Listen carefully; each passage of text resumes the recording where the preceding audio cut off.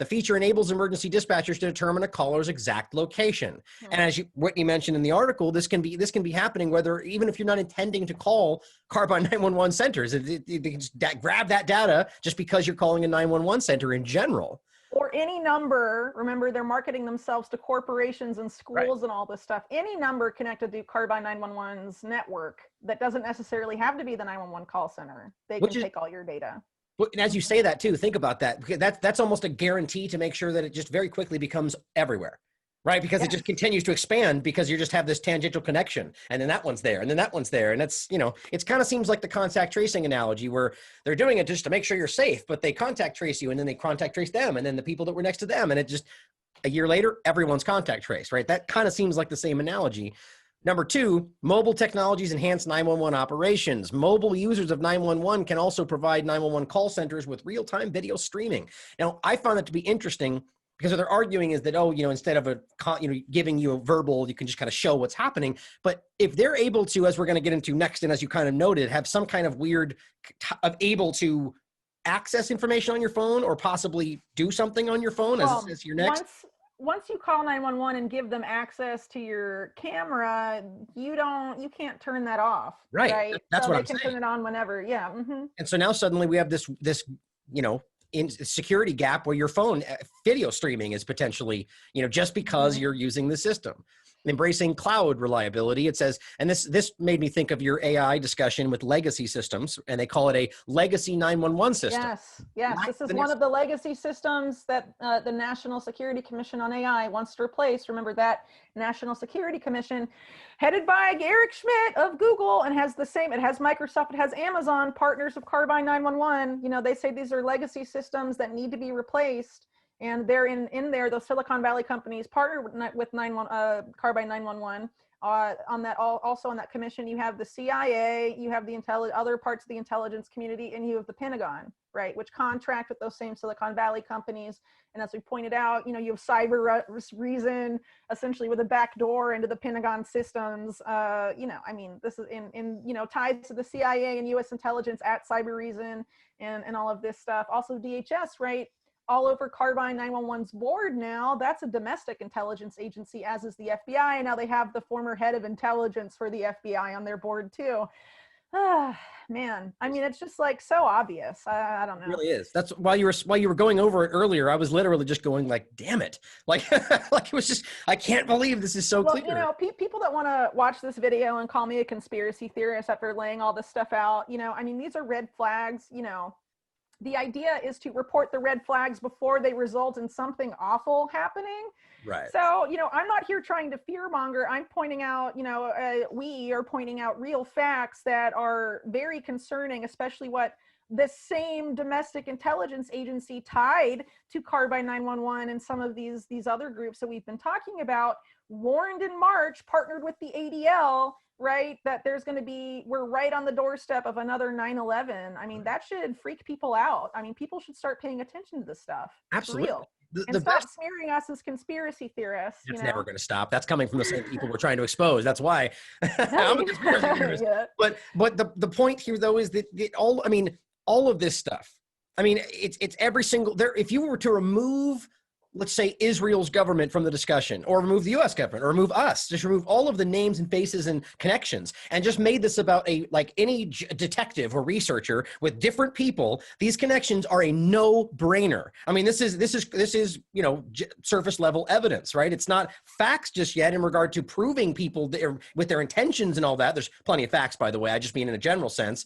But if you were researching this as a detective, with not in regard to elections and countries, this would be an obvious path you would take. There'd be a no-brainer. You would immediately go to the person who has all the connections and all the profit motives, who benefits. But yeah, we're crazy. It's just that's an easy way to get people to not look at stuff that's real. The only way you're not a conspiracy theorist is if you blame Russia and Iran and China. Right. In the same exact context, though. That's what makes perfect sense, right?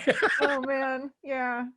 Oh man, you got to scroll down to number 4. sure. That one is pretty Right. Yeah. wild, These the are all wearable reference. Mm-hmm. But what it says is necessary reliance to serve civilians in the citizens in the face of natural disasters, which, you know, I mean, you could argue that could play in a lot of different ways, but moving to the cloud was what stood out to me, because I find that whole thing today with the cloud to be wildly, like, that does not feel safe to me, especially knowing who controls those things. Well, I mean, the cloud that Carbine uses, as we pointed out, right? Yeah. Amazon Web Services, exactly. Amazon's cloud. That is the cloud also used by Cybereason, and it's also the cloud used by most of the U.S. government at this point in time, and it's all owned by Jeff Bezos, world's richest man, who used to hang out with Epstein and Ghislaine Maxwell. So, you know, he's a great guy. Anyway, go on. And as you pointed out, Amazon's tied in with literal, I mean, almost every single thing we're talking about here, right? In regard to COVID and all of this. So it's just obvious. But yes, the Internet of Emergency, which yes is the tied to Internet of Things discussion. It says that Internet of Things devices, including wearables, which Derek and I were just talking about, is just a segue, a foot in the door again into more invasive stuff, as Moncef Slaoui and Hepburn and all of them talked about. It's part of Operation Warp Speed. It's either going to be wearable or it's going to be Profusa for the pharmacovigilance surveillance system, as they call it. So, yeah, and the Profusa is injectable, which they call minimally invasive, which is just ridiculous. But it says, and Internet of Things enabled cars, which we just mentioned, is also right. They kept using those cars to crash into booths. That's the car. Yeah, that's the car that Cybereason, the type of car Cybereason predicted would be rammed and hacked into people voting and would be used to kill a bunch of civilians. Yep. And it says are being developed to contact emergency services automatically and transmit vital data to dispatchers. Contact services automatically. So again, some things are being taken out of your hands. Connected cars, which you could argue may have positive effects but there's also ways that could be abused. That's the only thing we're mentioning here. Not that these things couldn't be used for positive things also. It says connected cars will also be critical to ushering in the next gen 911. New car models in the European Union are required to be equipped with e-call, which is the new kind of a feature like OnStar that's tied in with this whole thing. So now your car has a potential security risk here. So it just seems all encompassing. By the way, one of the main guys tied up with e-call, who's a UK based, I think he's British. He's on Carbine 911's board as well. Of course. I could have guessed that. Why would he not be? I mean, come on, we're living in clown world, so it should be obvious, right? Oh man. All right. Now it just says that automatically calls emergency services in the event of an accident. Right. So, that you could argue that would be a good thing, but then what if it, accidentally thinks you're an accident and you're really not, and it calls, and it's like there's so many ways this could be easily abused and just tapped into. Well, yeah. Well, it's like what I said earlier. The end game that Carbine 911 admits is the eventual goal of their system is to have Internet of Things connected devices make 911 call centers for you. Right. And remember, Amazon's wearable, talking about wearables, now can now determine your emotions based on your tone of voice and be like, oh, you sound depressed today. Perhaps we should call the authorities, right? I mean, welfare check. Yeah. I mean, yikes, dude. Yeah. I mean, this is really like even beyond Orwell at this point, for real. Oh, totally.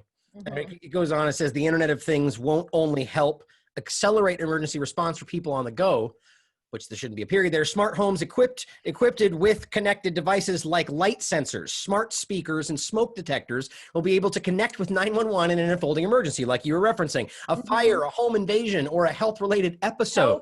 That seems relevant. Or mental health. Right. And it says, for example, new startups are working to make this a reality. Right. So all those new startups, public-private partnerships, and all this, that's how it's all going. Now, number 5, which is the last one, promoting dispatchers' well-being. Now, I found this to be really interesting. You tell me what you feel from this. It says the need for enhanced measures to promote their well-being for the people actually receiving the 911 calls, because they're arguing that they hear them and they get, emotionally distraught. And maybe that's the case. I'm pretty sure that is the case. And there are 911 call centers around the country that aren't affiliated with Carbine 911 that have been trying to add like behavioral psychologists to combat that problem for whatever reason. But I think the reason Carbine 911 includes that is because they add video streams to their calls. So now the 911 call people aren't just hearing the emergency, they're forced to see the emergency. So if it's like a graphic murder or something like that, now they can actually see. And so that visual component obviously is going to make it a lot more traumatic for 911 call responders, despite the fact that, you know, Carbine 911 claims it's going to make everything better, their system, you know. But that's not what they're arguing, though. See, this is what my next part says, and this is what I found so interesting, is it's saying including solutions like video streaming can actually help combat symptoms of trauma for dispatchers, given that call takers will no longer be left to envision the scenarios in their mind. That's ridiculous, because your point is exactly what I'm saying. If you got a video of horrible things, that's way worse than just picturing it in your mind. So that's a really odd frame there, isn't it? And I'm wondering what that means in the well-being and how that can be applied in other ways, but we're reading into it at this point, but it seemed interesting nonetheless. Well, I think this may be a segue actually into having artificial intelligence end up being the people that respond to 911 calls at some point in the future. I don't know if anyone saw the story. I don't think we have it queued up, but Puerto Rico recently, under the guise of COVID-19, they said there was an outbreak of COVID-19 among 911 call. The 911 call center in Puerto Rico. And so what they had to do was completely shut down the 911 call center in all of Puerto Rico. Saying that, so, you know, okay, so if there's an outbreak of a 911 call center, what do we do? You know, I mean, it really opens the door for a lot of this automation of things previously done by people, because in other instances, not necessarily 911 call centers, but like in medical centers, we've heard this a lot, right? That, oh, well, it's better to replace it with AI, or better to increase distance, or things like that, because, you know, using that as an excuse, right? So, you know, it's obviously overkill to shut down your call centers because you had some employees test positive. I mean, does it say if they had symptoms or not? You know, because we've moved into this, I guess, phase of the COVID-19 crisis where it's about cases, not about hospitalizations or deaths or anything like that. Not a single mention of symptoms in the entire article. So I imagine they're just getting tested, and they said they got a test positive with a 90% potential positive rate. You know, this allows an organization like Carbine 911, if they develop that functionality, to have artificial intelligence, or actually I think Mark 43, which is partnered with Carbine 911. I mentioned earlier that law enforcement sort of AI driven thing backed by Jeff Bezos of Amazon, right? That they could, you know, automatically divert 911 calls through Carbine, for example, to their partner, Mark 43, which immediately contacts the police, right? So, I mean, you know, I don't necessarily know if that'll be the case, but based on other trends we've been seeing in other sectors of the economy, you know, they've used COVID-19 or certain employees testing positive to justify making the systems automated, whereas they would previously have involved like a human operator or something like that. Yeah. Yeah, it seems to be the direction all this is going. At the very least, we need to ask whether or not these are things that are either being allowed to happen or being driven to happen by the very people who have an obvious profit motive, or other than profit, just motives that very clearly drive them to maybe look the other way if this is happening. But you know, my mind, I'm more set on these long-term agendas, think tanks that seem to be gaming these things out, as we've been showing, and they're just in a way making this happen. I mean, that's maybe conspiratorial seems to be the point of today, but all of this stuff is logical. It really is. Well, you know, we were talking about just one company today, really, Carbine 911, and how they stand to benefit from this alleged crisis that we're being told is imminent and was previously gamed out by Cybereason and things like that. But what we'll be getting into in our next video is that there are some other companies beyond Carbine 911 that also have very unsettling ties to intelligence, including US intelligence, UK intelligence is another big one that we'll be showing in the next video, and also Israeli intelligence once again, all poised to be the solution to the allegedly imminent cyber attacks from hostile state actors that we are set to experience. And it's worth pointing out too, since we began the video with that testimony, remember back to September 11th, 2001, we were told that the boogeyman, the people allegedly responsible per the official narrative for that, and also initially for the anthrax attacks, right? It was a state actor, Iraq, and it was this ragtag group of extremists, Al-Qaeda, right? And so what we have again now, we have this setup of these domestic extremist groups who are, you know, want to create chaos, allegedly, right? Well, this reminds me of something else the red team said that they said at Cybereason, that it was about they said they were ethical hackers and they didn't like how democracy was playing out, so they wanted to uproot it. Remember, there's this ideology called accelerationism that mainstream media frequently associates with quote unquote neo-Nazis or white supremacists. They want to accelerate the collapse of the system by doing something just like that excuse that Cyber Reason's ethical hackers gave, right? So it's interesting to see these claims that the next 9/11 is going to be, you know, this ragtag group of domestic extremists, while at the same time the cyber attack narrative has been set up to occur at the same time with nation state actors. And as we've covered on previous shows, there is an effort to link these groups specifically, these domestic groups specifically to Iran, and the glue they're using to try and stick these groups together, because as I said earlier in the show, it makes no sense for white supremacists, if they really are white supremacists, to go and work with Iran, right? But they're going to claim that the glue that binds them is anti-Semitism.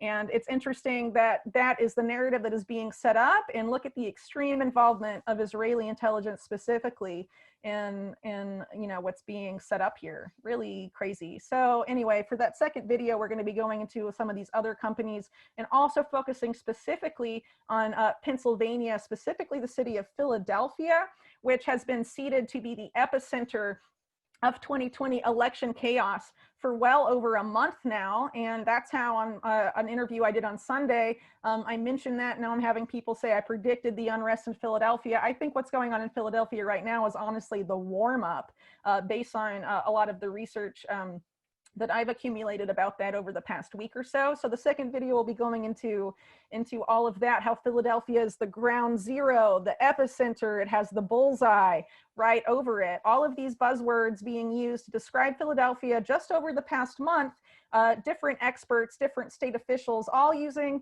the same buzzwords in a litany of different articles, all very odd.